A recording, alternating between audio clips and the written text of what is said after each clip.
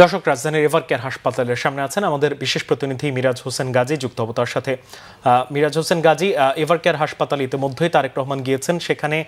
আর কোনো নতুন তথ্য পেয়েছেন কিনা, আর জায়মা রহমান এবং জোবায়দা রহমান তারাও পৌঁছানোর কথা, তারা পৌঁছেছেন কিনা? এখানে মাহমুদ, আসলে এখানে যেহেতু এই কিছুক্ষণ আগেই তারেক রহমান তিনি এভারকেয়ার হাসপাতালের ভিতরে প্রবেশ করেছেন, আর তারেক রহমানের যখন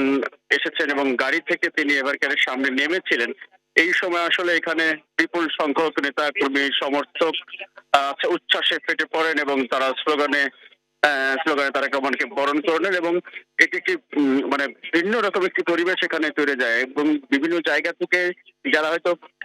মূল অভ্যর্থনা মঞ্চে যারা কাছ থেকে দেখতে পারেননি বা মঞ্চ পর্যন্ত যেতে পারেননি, তাদের অনেকেই এভারকেয়ারের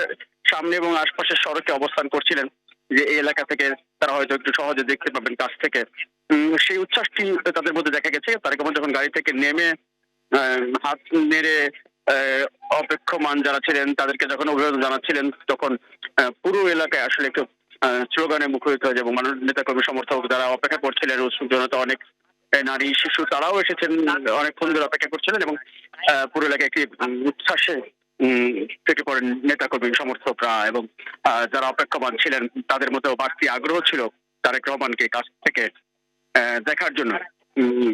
তবে এখানে যত আইন শৃঙ্খলা রক্ষাকারী বাহিনীর কড়াকড়ি রয়েছে, গণমাধ্যম কর্মীদের উপস্থিতি রয়েছে, এছাড়াও নেতা কর্মী সমর্থক সহ অন্যান্য যেই এলাকার বাসিন্দারা যারা আছেন তাদেরও অনেকেই দেখা গেছে যে সপরিবারে তারা এখানে এসে তারেক রহমানকে কাছ থেকে দেখার চেষ্টা করেছিল। তবে অনেকেই আসলে সেটি দেখতে পারেননি, এখন অপেক্ষা করছেন যে বের হওয়ার সময় আবার তারা তারেক রহমানকে দেখতে পান কিনা। এবং তারেক রহমান গাড়ি থেকে নেমে যখন এভারকেয়ারের ভেতরে যাচ্ছিলেন, সেই সময় হাত নেড়ে এবং এভারকেয়ার যেই হাসপাতালটির যে প্রধান যে ওয়ালটি রয়েছে, দেয়ালটি রয়েছে, সেই দেয়ালের পাশ দিয়েও যেহেতু ফাঁকা জায়গা রয়েছে, সেখান দিয়েও নেতা কর্মীরা যখন এগিয়ে গিয়ে স্লোগান দিচ্ছিলেন, তখন লিডার লিডার বলে স্লোগান দেওয়ার সময় তারেক রহমানও সেই দেয়ালের ফাঁক দিয়েও হাত নেড়ে নেতা কর্মীদের শুভেচ্ছার জবাব দিচ্ছিলেন।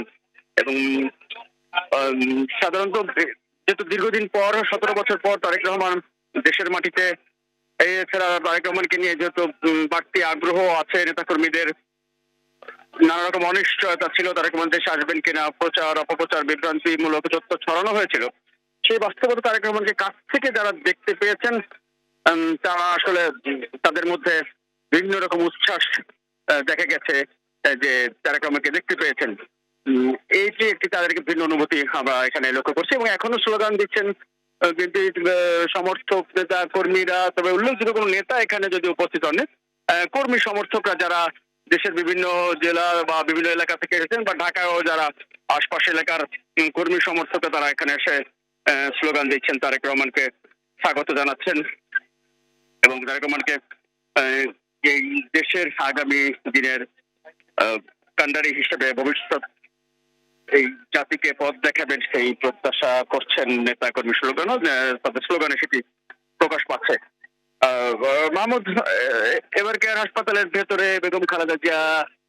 সাথে দেখা করার জন্য তারেক রহমান আছেন এবং সামনের রাস্তা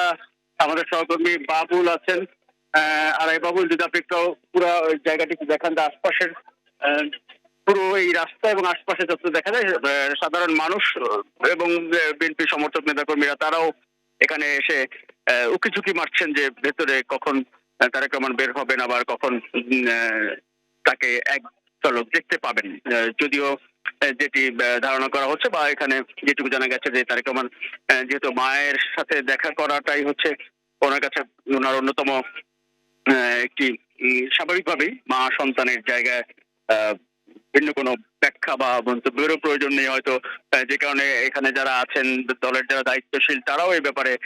আসলে কোন রকম কোন অফিসিয়াল তথ্য দিতে পারছেন না বা তারা এই ব্যাপারে নিজেরাও হয়তো সেভাবে কোনো তথ্য জানার চেষ্টাও করেননি, যেটি গণমাধ্যমে কথা দিতে হবে। কারণ তারেক রহমান তার মায়ের কাছে আসছেন